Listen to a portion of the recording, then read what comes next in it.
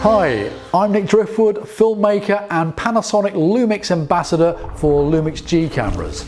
In this video, I'm going to be running through the comparative differences between the Lumix GH5 and the new Lumix GH5S. Plus, we're going to take a look at the benefits to filmmakers that this camera brings. The GH5 came out at the beginning of 2017, and the new GH5S ships in early 2018.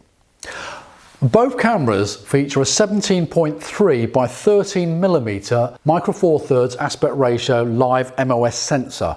Both offer a plethora of different picture sizes, frame rates and continuous recording modes in 24Hz, 50Hz and 60Hz. So they're truly global friendly cameras that can work on any platform such as the web, broadcast or cinema.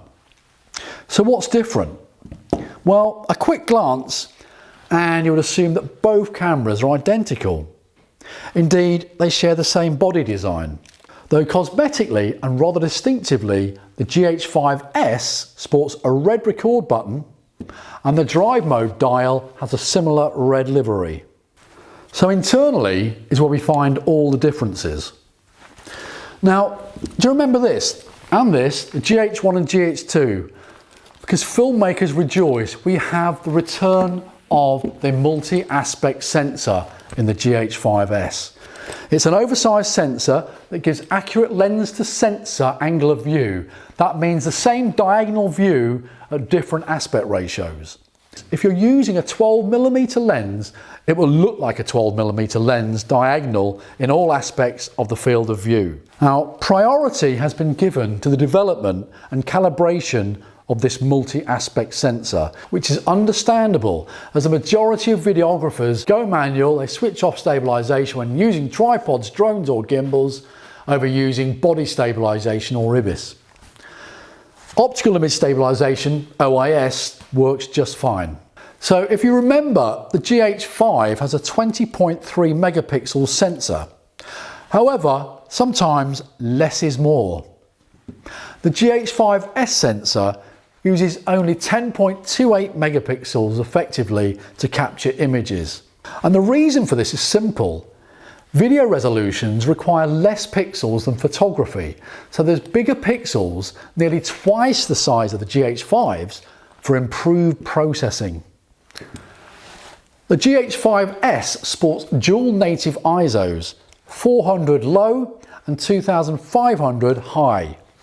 And it works in a similar way to Panasonic's cinema cameras. Two dedicated analog circuits to each pixel help to suppress sensitive noise. So it's primed for fantastic sharpness and tonality in daylight or low light conditions without the gain noise. You can instantly switch between the high and low ISO settings or simply leave it on auto and it'll do it all for you. The noise floor is at its most minimal when left on the native ISOs. The extended ISOs now go from an ISO low of 80 to an incredible 204,800 high.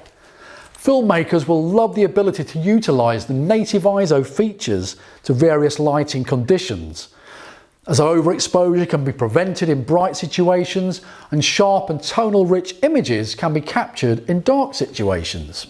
Indeed, high contrast scenes look fabulous on the GH5S and the highlight roll-off is very pleasing.